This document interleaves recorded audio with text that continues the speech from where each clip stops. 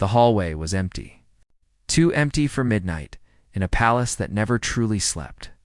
Kate's footsteps echoed against the marble floors as she clutched the folder tighter to her chest. Her heart hammered so loud she was certain someone would hear it through the walls. She had worked at Kensington Palace for 3 years. 3 years of quietly organizing schedules, answering phones, and staying invisible. That was the job. Blend in. Don't ask questions. But tonight, everything had changed. The folder in her hands was never meant for her eyes. She had found it by accident, left open on a desk in the administrative wing. Just one glance at the first page had been enough. Names, dates, transfers of money that didn't match any official record. And at the bottom, a signature she recognized immediately.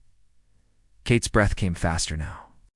The corridor stretched ahead, lined with portraits of people long dead, their painted eyes seeming to follow her movement. She needed to reach her office. She needed to think, but her legs felt weak. Her vision blurred at the edges. Something was wrong. She stopped walking and pressed a hand against the cold wall. The golden wallpaper felt rough under her fingertips. Her pulse was racing too fast.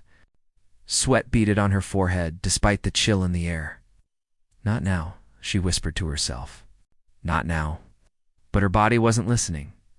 The folder slipped from her hands and hit the floor with a soft thud. Papers scattered across the polished marble. Kate tried to bend down to gather them, but the world tilted violently. She stumbled forward.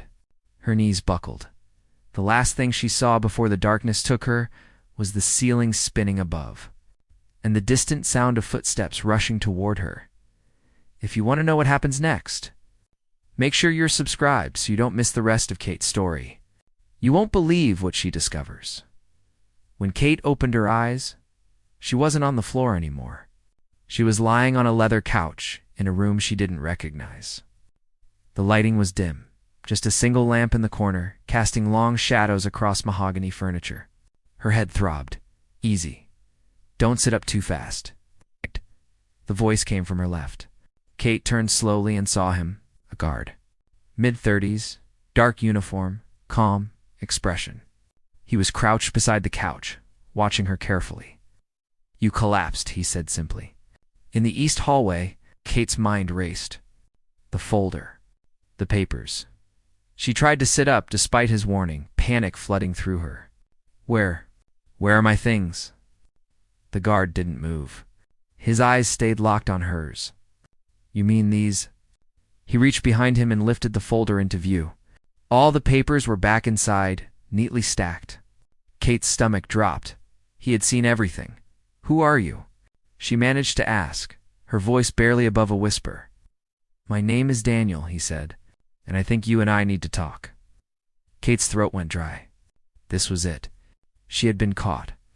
In minutes, she would be escorted out. Maybe worse. Her career, her life, everything she had worked for, gone because of one terrible mistake. But Daniel didn't call for backup. He didn't reach for his radio. Instead, he set the folder down on the coffee table between them and leaned back slightly. How long have you known? He asked quietly. Kate blinked. Known what? About the money. The transfers. The names in that folder. Her heart skipped. He wasn't asking like a guard. He was asking like someone who already knew the answer. I just found it tonight, Kate said carefully. I wasn't looking for it. It was just there. Daniel studied her face for a long moment, as if deciding whether to believe her. Then he nodded slowly. Then you're in more danger than you realize, he said. Because the person whose name is on those documents, they know someone's been asking questions, and they're not the forgiving type. Kate felt ice slide down her spine. What are you talking about? Daniel glanced toward the door, then back at her. His voice dropped even lower. I've been investigating this for 6 months. Quietly, carefully, and you just walked right into the middle of it. Kate stared at Daniel, trying to process his words. Investigating. 6 months. This wasn't some random guard who had stumbled upon her. This was someone who had been digging into the same darkness she had just uncovered. You're not just a guard, are you? She asked. Daniel's jaw tightened. Am. But I'm also someone who couldn't ignore what I was seeing. Money disappearing from restoration funds. Invoices for work that was never done. It all looked legitimate on paper, but the numbers didn't add up. He opened the folder and pulled out one of the documents. His finger traced a line of text near the bottom. This transfer here. £200,000 for historical preservation consultation. Except there's no record of any consultant ever visiting. No reports filed. No work completed. He looked up at her. That money went somewhere, and someone made sure it vanished without a trace. Kate's mouth felt dry.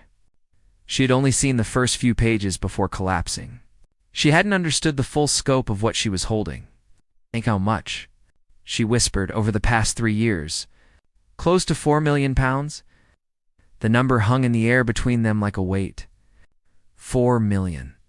Stolen from funds meant to preserve history, to protect heritage, and hidden so carefully that no one had noticed. No one except Daniel. Why are you telling me this? Kate asked, her voice shaking slightly. You could have just taken the folder and pretended you never saw me. Daniel sat back, his expression unreadable. Because you collapsed. And when I checked your pulse, I noticed something. He gestured toward her wrist. Kate looked down and saw the medical alert bracelet she always wore, the one that listed her heart condition, the one she kept hidden under long sleeves most days because she didn't want people to treat her differently. You're sick, Daniel said, not unkindly. And you still came to work tonight? Why? Kate hesitated. She didn't owe this man an explanation, but something in his eyes made her want to trust him. Maybe it was exhaustion. Maybe it was fear. Or maybe it was the simple fact that she had no one else. They asked me to, she said quietly. My supervisor. She said there were files that needed organizing before a big audit next week. She said it was urgent. Daniel's expression darkened. Who asked you? Margaret? Margaret Ashford. She's the senior administrator for I Know Who She Is. Daniel's voice had gone cold. He stood up abruptly and began pacing the small room. Margaret asked you specifically? Yes, she called me this afternoon. Said she needed someone reliable. Someone discreet. Daniel stopped pacing and turned to face her. Kate, listen to me very carefully. Margaret Ashford's name is all over these documents. She's been signing off on fake invoices for 2 years. Kate felt the room tilt again. No, that couldn't be right. Margaret was strict, yes, but she was dedicated. She had worked at the palace for over a decade. She was the person everyone trusted to keep things running smoothly. You're wrong, Kate said, shaking her head. Margaret would never. She sent you here tonight because she knew someone was getting close. Daniel interrupted. She needed a scapegoat. Someone to blame if the investigation came to light. And the words hit Kate like a punch to the chest. A scapegoat. That's what she was. That's why Margaret had called her specifically. Kate was junior staff. Quiet, forgettable, and sick. If something went wrong, who would believe her over a senior administrator with 10 years of spotless service? Oh God, Kate breathed. She set me up. Daniel nodded grimly. And if I had been anyone else, any other Gardude already be in custody right now. They'd have found you unconscious with stolen documents, and that would have been the end of it. Kate's hands trembled. She pressed them against her knees to steady herself. What do I do? You stay quiet. You go home. You pretend tonight never happened? What? Kate looked up at him, stunned. You want me to just walk away? I want you to stay safe, Daniel said firmly. This is bigger than you realize. If Margaret knows you've seen these files, she'll bury you. And I can't protect you if you become a target. You need evidence, don't you? Kate's mind was racing now, pushing past the fear. You said you've been investigating for 6 months. If Margaret set me up, that means she's panicking. That means you're close. Daniel said nothing, but his silence was answer enough. Kate stood up, ignoring the dizziness that washed over her. I work in her office. I have access to her files, her computer, her schedule. If you need proof, I can get it. Absolutely not. Daniel stepped forward, his voice sharp. You have a heart condition, Kate. You just collapsed in a hallway. Do you have any idea what kind of stress this will put on you? I'm not fragile, Kate shot back. and I'm not going to let her use me as a shield while she gets away with this. The two of them stood facing each other in the dim light. Outside, the palace was silent. But inside this room, a decision was being made that would change everything. Finally, Daniel exhaled slowly. If we do this, we do it my way. You follow my instructions exactly? No improvising. No heroics. Kate nodded. Agreed. And if at any point I think you're in danger, we stop. Immediately, okay? Daniel studied her for another long moment, then extended his hand. Then we're partners. Kate shook it, feeling the weight of what she had just agreed to settle over her. She was about to go up against someone powerful, someone who had been stealing for years without getting caught. Someone who wouldn't hesitate to destroy anyone who stood in her way. But as she looked at Daniel, she felt something she hadn't expected. Hope. She wasn't alone in this anymore. The next morning, Kate arrived at work exactly on time. Not early, not late. She couldn't appear too eager or too nervous. Everything had to look normal. The administrative wing was already bustling. Phones rang. Keyboards clicked. People moved between offices carrying folders and coffee cups, their faces showing the usual mix of Monday. Morning exhaustion and determination. Kate hung her coat on the rack near her desk and powered on her computer. Her hands were steady, but her heart was racing. She had barely slept. Every time she closed her eyes, she saw Margaret's face. Heard her voice on the phone, asking Kate to come in after hours, asking her to be the fall guy. Good morning, Kate. Margaret stood in the doorway of her office, perfectly put together as always. Gray suit, pearl earrings, hair pulled back in a neat bun. She looked like someone who had never told a lie in her life. Good morning, Margaret, Kate replied, keeping her voice light. How did the filing go last night? Were you able to finish? Kate's throat tightened. This was a test. Margaret was checking to see if Kate suspected anything. Most of it, Kate said carefully. I had to leave a bit early. Wasn't feeling well. Margaret's expression shifted to concern. Oh dear, nothing serious, I hope. Just tired. I'm fine now, but don't push yourself too hard. We need you healthy. Margaret smiled warmly, then gestured to her office. Would you mind bringing me the Henderson file when you have a moment? I need to review it before my 10 o'clock meeting, of course. Margaret disappeared back into her office, and Kate exhaled slowly. She had passed the first test. Margaret didn't know that Kate had seen the documents. She didn't know about Daniel. As far as Margaret was concerned, everything was going according to plan. Kate opened her desk drawer and pulled out her phone. There was a text from an unknown number. She knew who it was. Be careful. Trust no one. She deleted the message and got back to work. The morning crawled by.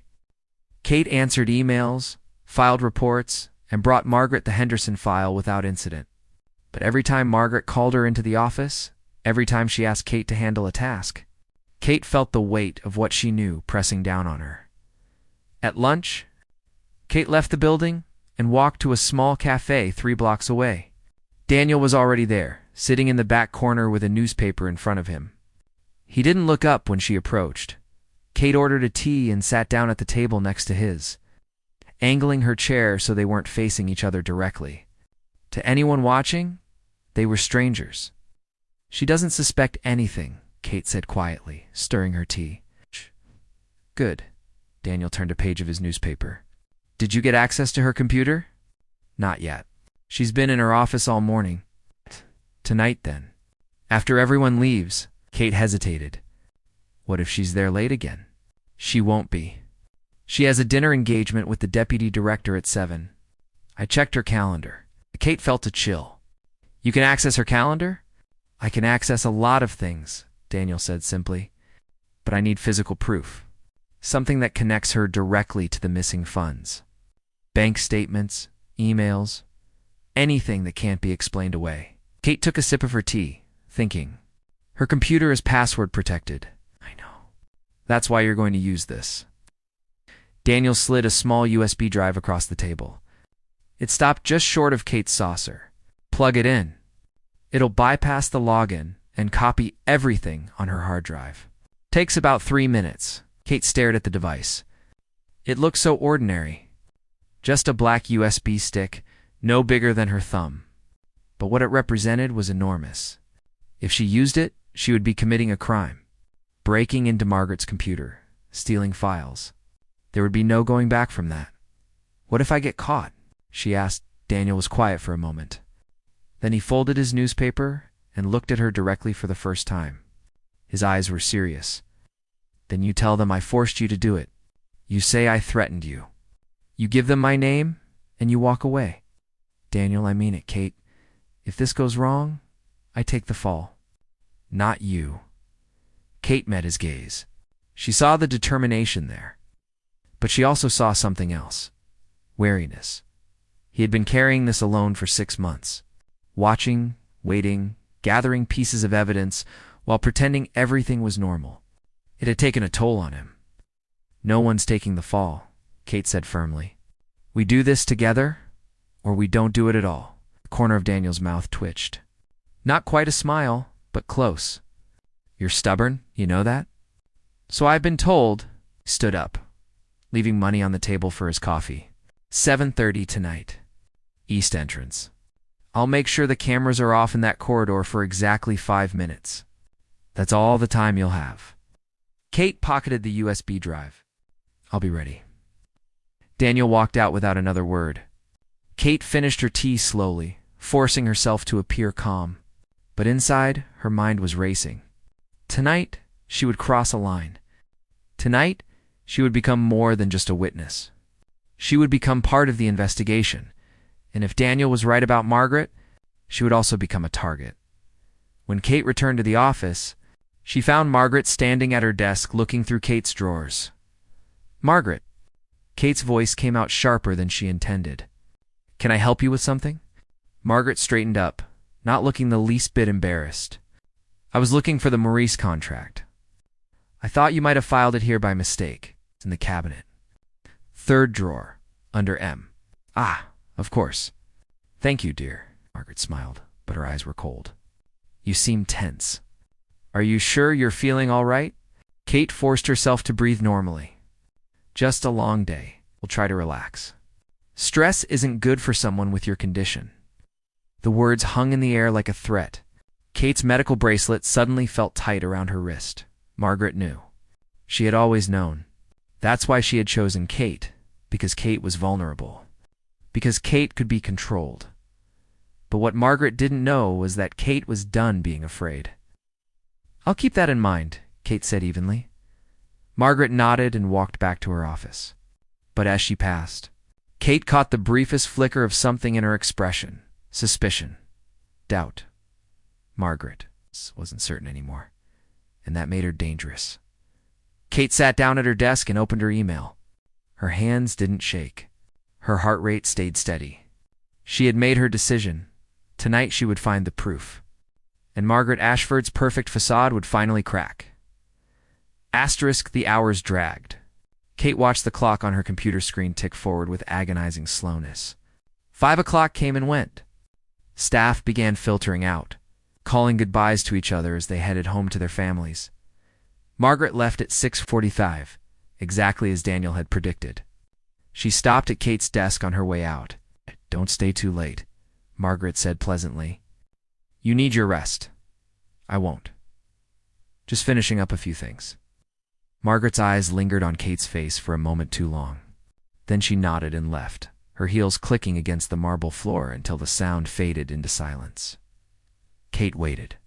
She forced herself to keep working, to appear absorbed in her tasks. The cleaning staff came through at 7, emptying bins and wiping down surfaces. Kate smiled at them and kept typing. By 7:20, the administrative wing was empty. The only sounds were the hum of the air conditioning and the distant murmur of voices from other parts of the palace. Kate's shift didn't officially end until 8, so no one would question why she was still there. She stood up and walked to the bathroom, checking her reflection in the mirror. She looked pale but calm. Her medical bracelet caught the light. She touched it briefly, feeling the engraved letters under her fingertips. This was for every person Margaret had stolen from. Every fund that had been emptied. Every restoration project that had been canceled because the money had vanished. Kate left the bathroom, made her way to Margaret's office.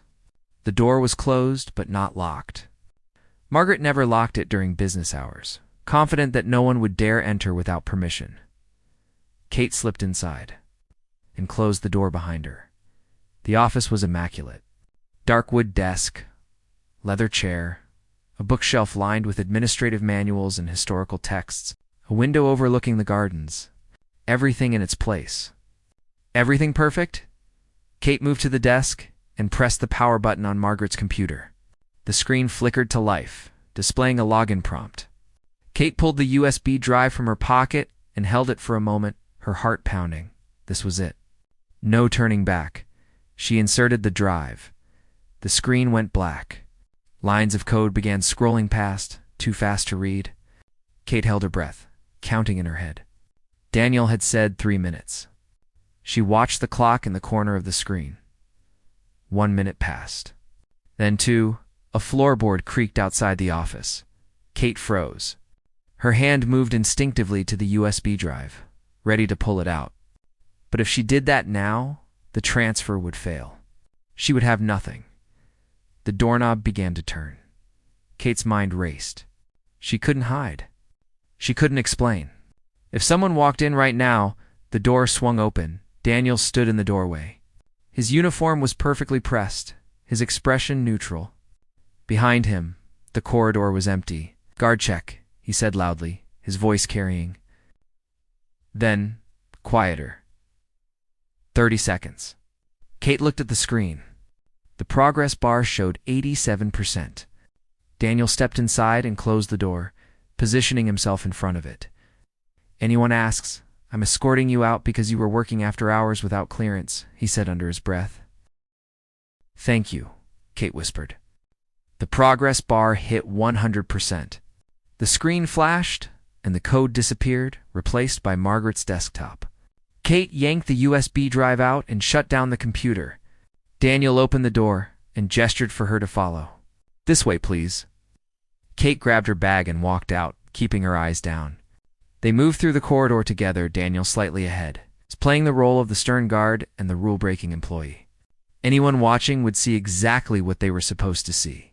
They reached the east entrance. Daniel held the door open, and Kate stepped out into the cool evening air. The moment the door closed behind them, she exhaled. "Did you get it?" Daniel asked. Kate held up the USB drive. Everything. For the first time since she'd met him, Daniel smiled. A real smile, one that reached his eyes. "You did good, now what?" "Now we see what's on that drive. I have a secure laptop at my flat. We can review everything there." Kate hesitated. Going to his apartment felt like another line to cross. But what choice did she have? She couldn't take this home. She couldn't risk anyone finding it. "Okay," she said. They walked to the street and caught a taxi. Neither of them spoke during the ride. Kate stared out the window, watching London blur past, feeling the USB drive like a hot coal in her pocket. Daniel's flat was small but tidy. 1 bedroom, a narrow kitchen, a living room with a couch and a desk covered in papers. He cleared the desk quickly, then pulled out a laptop from a locked drawer and powered it on. Kate handed him the drive. Her hands were shaking now, the adrenaline finally catching up with her. Daniel noticed. "Sit down," he said gently. "I'll make tea. I don't need. Sit down." Kate sat. A few minutes later, Daniel returned with 2 mugs and set one in front of her. The tea was strong and sweet. She wrapped her hands around the mug, letting the warmth seep into her fingers. Daniel inserted the USB drive and began opening files. Kate watched his face as he scanned through documents, his expression growing darker with each passing minute. "What is it?" Kate asked. She was careful. Most of the transactions are buried in legitimate expenses. But there's a folder here labeled personal. He clicked it open. Encrypted. "Can you break it?" "Maybe it'll take time." Kate set down her tea and moved to stand behind him. The screen showed a list of files, each one locked behind a password. Dozens of them. Maybe hundreds. She wouldn't keep evidence of her crimes on her work computer, Kate said slowly. Unless she needed access to it. Quick access. Daniel leaned back in his chair. She's been stealing for years. She'd need records. Account numbers. Transactions. If she encrypted it well enough, she'd think it was safe. So we just need the password. Daniel shook his head. We need someone who can crack encryption. Someone discreet. Someone who won't ask questions. Do you know anyone like that? He was quiet for a moment. Then, I might. But it's risky. If we bring in someone else, we lose control of the information. Kate understood what he was really saying. Every person they involved was another person who could betray them. Another person Margaret could get to. What if we don't need to crack it? Kate said suddenly. What if we can get Margaret to open it herself? Daniel turned to look at her. What are you thinking? She's paranoid right now. She sent me after hours to set me up, which means she knows someone's getting close. If we make her think the investigation is closing in from a different direction, she might panic. She might access those files to cover her tracks or move the money. And if she does... The plan began the next morning. Kate arrived at work early and made sure to be in the break room when other staff arrived. She sat at a table with her tea, pretending to read something on her phone. 2 administrators from the finance department came in, talking about their weekend. Kate waited until they were pouring coffee, then spoke just loud enough to be heard. Did you hear about the audit? She asked Sarah, one of the junior accountants. Sarah looked confused. What audit? Kate lowered her voice, as if sharing something she wasn't supposed to know. I overheard Margaret on the phone yesterday. Something about an external review. Financial records going back 3 years. The 2 administrators stopped talking. One of them turned. External? That's unusual. Kate shrugged. I don't know the details. I probably wasn't supposed to hear it. Just thought it was strange timing. She stood up and left the break room, feeling their eyes on her back. By lunchtime, the rumor would be everywhere. And by the end of the day, it would reach Margaret. Kate spent the morning working, forcing herself to stay focused. Every time Margaret called her into the office, her heart raced. But Margaret was distracted, constantly checking her phone, making hushed phone calls with her door closed. It was working. The seed of doubt had been planted. At 2 o'clock, Kate's phone buzzed. A text from Daniel. Guards are talking. She's heard. Kate deleted the message and got back to work. By 4 o'clock, the tension in the office was palpable. Margaret had been in and out of her office all day, her usual composure cracking at the edges. She snapped at someone over a minor filing error. She spilled coffee on her desk and cursed under her breath. Kate watched it all from her desk, her stomach tight with nerves. At 5:30, Margaret appeared at Kate's desk. Her face was pale, her jaw set. I need you to stay late tonight, Margaret said. There are files I need you to organize. It's urgent. Kate kept her expression neutral. Of course. How late? 7 should be fine. Maybe 8. I'll be working late as well. Kate nodded. No problem. Margaret walked away and Kate immediately texted Daniel. She wants me to stay late. She's going to be here. The response came back quickly. Stick to the plan. I'll be watching. The next 2 hours crawled by. Staff left one by one until Kate and Margaret were the only ones remaining in the administrative wing. The silence was oppressive. Kate could hear Margaret moving around in her office, opening drawers, shuffling papers, at 7:15. Margaret's door opened. She walked to Kate's desk, her movements stiff and controlled. I need to step out for 20 minutes, Margaret said. Personal matter. If anyone asks, tell them I'll be back shortly. Kate nodded. Of course. Margaret grabbed her coat and left. The moment she was gone, Kate's phone buzzed. She's heading to the financial wing. Move now. Kate stood up and walked quickly to Margaret's office. The computer was still on the screen showing Margaret's email. Kate moved to the side of the desk where she couldn't be seen from the door and waited, her heart hammering. 5 minutes passed. Then 10. Kate's phone buzzed again. She's accessing something. Stand by. Kate held her breath. She could hear footsteps in the corridor outside. Distant voices. Her palms were sweating. Another text. She opened the encrypted folder. I got the password. Get out of there, now. Kate moved toward the door but froze. She could hear Margaret's heels clicking against the marble floor, getting closer. She was coming back. Kate looked around desperately. She couldn't leave through the door without being seen. The window didn't open. There was nowhere to hide except she dropped to her knees and crawled under the desk. Pressing herself into the small space beneath, her bag clutched to her chest. The door opened. Margaret's footsteps entered the room. Kate held her breath, making herself as small as possible. Margaret sat down at the desk. The chair rolled forward. Kate could see Margaret's legs just inches from her face, could hear her breathing. Margaret picked up the phone and dialed. "It's me. We have a problem." Kate didn't move, didn't breathe. "Someone knows," Margaret continued, her voice tight. "I don't know how, but someone's been asking questions. I need to move the accounts tonight." "Yes, all of them." There was a pause. Kate could hear the muffled voice on the other end of the line but couldn't make out the words. "I don't care about the risk," Margaret snapped. "If there's an audit, if they dig deep enough, it's over.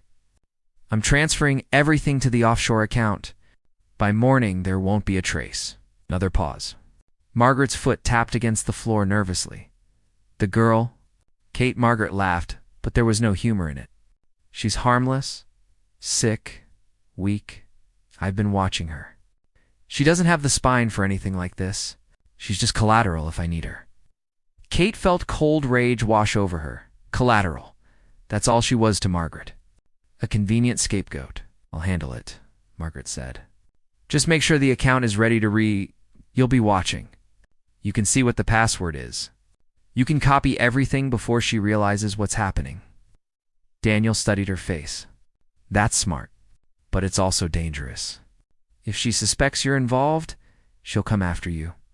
She'll already suspect something. You saw the way she looked at me today. I'm already in danger." Daniel ran a hand through his hair, thinking, "We'd need to plant the right information. Make her believe there's an audit coming. Maybe a surprise inspection. I can do that.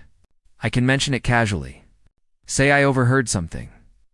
And I can make sure rumors start circulating among the guards. Nothing concrete. Just enough to make her nervous." Kate felt a strange sense of calm settling over her. This could work. It had to work. They were so close now. But as she looked at Daniel, she saw the worry in his eyes. He was afraid for her. And maybe he had good reason to be. "I'll handle it," Margaret said. "Just make sure the account is ready to receive the funds. I'll initiate the transfer within the hour." And she hung up. Kate heard the computer keys clicking. Margaret was working, her attention focused on the screen above. Kate knew she had to move.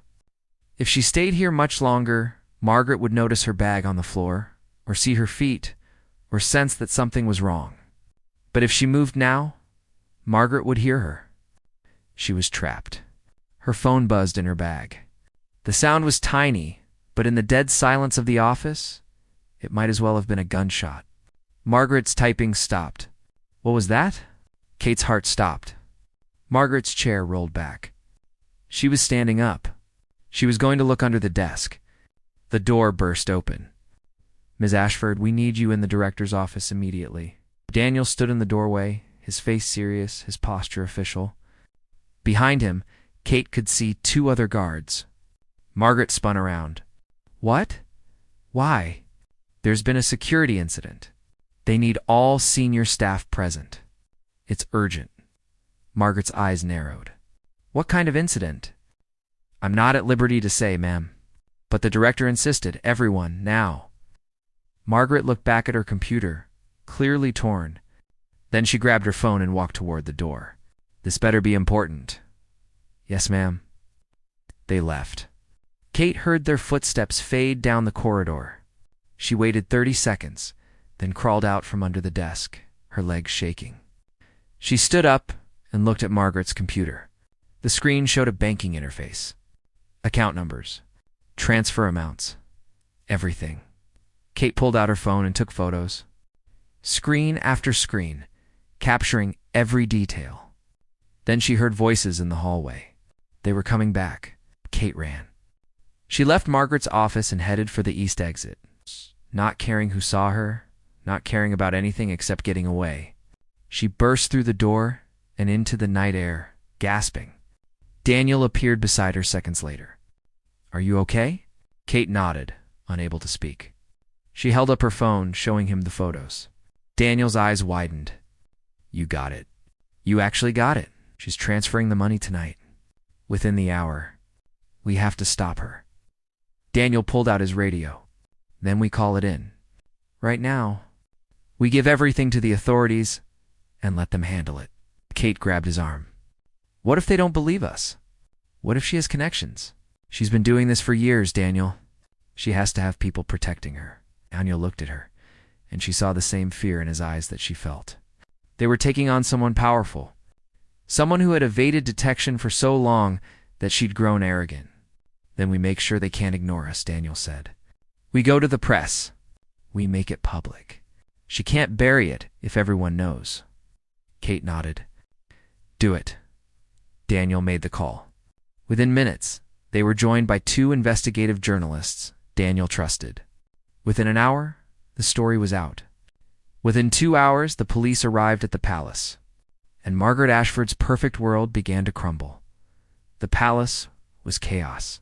Police cars lined the street, their blue lights casting strange shadows across the ancient stone walls. Journalists crowded behind barriers, cameras flashing, voices shouting questions that no one answered. Kate sat in a conference room with Daniel, 2 detectives and a palace representative. They had been there for 3 hours, going through everything. The documents, the photos, the encrypted files that Daniel had managed to crack, every piece of evidence they had gathered. Margaret had been arrested at 8:30. She was trying to leave through a service entrance with 2 suitcases and a laptop. She had said nothing except to demand her lawyer, but the evidence spoke for itself. £4 million stolen over 3 years? Fake invoices. Ghost contractors. Money funneled through a network of offshore accounts. And Margaret's fingerprints on every single transaction. "You took an enormous risk," Detective Morris said. Looking at Kate, she was a woman in her 50s with gray hair and sharp eyes. "What you did was technically illegal. Breaking into a computer, stealing files." Kate met her gaze steadily. "I know, but if we hadn't, she would have gotten away with it. She was going to disappear tonight with all the money." Detective Maurice nodded slowly. "You're right. And because of that, we're not going to press charges. But you understand you can never do anything like this again." "Yes, ma'am." The detective turned to Daniel. "And you. 6 months of investigating without telling anyone. You could have lost your job. Why didn't you go through proper channels?" Daniel's jaw tightened. "I tried. I filed a report 3 months ago. It was buried. Someone in administration made sure it never reached the right people. Who? I don't know. But Margaret had help. Someone was protecting her." The detective made a note. "We'll look into it. In the meantime, both of you are going to need to testify when this goes to trial." Kate nodded. The weight of what they had done was starting to settle on her. It wasn't over. Margaret would fight. There would be lawyers, depositions, media attention. Kate's life would be dissected. Her health, her background, her motivations, everything. But as she looked at Daniel, she felt no regret. They had done the right thing. They had stopped someone who thought she was untouchable. The detective stood up. "You're free to go, but don't leave the city. We'll be in touch." Right. Kate and Daniel walked out of the palace together. It was past midnight now. The journalists were still there, but fewer of them. The story had already broken online. Kate had seen the headlines on her phone. Palace administrator arrested for embezzlement. £4 million theft exposed. Whistleblowers uncover massive fraud. "Are you okay?" Daniel asked as they stood on the steps. Kate took a deep breath. The air was cold and clean. She felt exhausted but also strangely light, as if a weight she hadn't known she was carrying had been lifted. "I'm okay," she said. "Are you?" Daniel smiled. "I will be. Thanks to you, we did it together." "Yeah, we did." They stood in silence for a moment, watching the police cars begin to leave. Then Kate's phone rang. She glanced at the screen. Her mother should take this, Kate said. She's probably seen the news. Go. I'll see you tomorrow. Tomorrow. Kate answered the call and started walking toward the street. Her mother's voice was frantic, asking if she was safe, if she was hurt, what had happened. Kate explained as much as she could, her words tumbling out in a rush. She didn't notice the car until it was too late. It came around the corner too fast.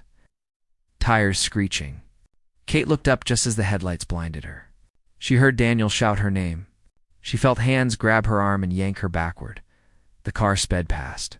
Missing her by inches and disappeared into the night, Kate stood on the sidewalk, her heart pounding, her phone lying on the ground where she had dropped it. Daniel was beside her, his hand still gripping her arm. Did you see the license plate? Daniel asked, his voice tight. Kate shook her head. She was trembling now, the adrenaline flooding through her system. Was that on purpose? Daniel didn't answer. He pulled out his phone and called Detective Maurice. 20 minutes later, they were back in the conference room. The detective looked grim. The car was reported stolen 2 hours ago, she said. We're checking traffic cameras, but I think we both know what this means. Someone tried to kill her, Daniel said flatly. Oh. Or scare her. Either way, you're both in danger. Margaret had partners. We've identified at least 2 other people involved in the scheme. Until we bring them in, you need protection. Protection? Kate repeated. Like what? A bodyguard? More like a safe house. Somewhere off the grid. Just for a few days while we round up the remaining suspects. Kate looked at Daniel. He nodded. It's the smart move. Kate wanted to argue. She wanted to say she wasn't afraid, that she could handle herself. But the truth was, she was terrified. That car had been seconds away from hitting her. If Daniel hadn't pulled her back. Okay, Kate said quietly. Whatever you think is best. They were driven to a small flat in North London. 2 officers stood guard outside. Inside, it was sparse but clean. A couch, a television, a small kitchen. Kate sat down and put her head in her hands. I'm sorry, Daniel said. This is my fault.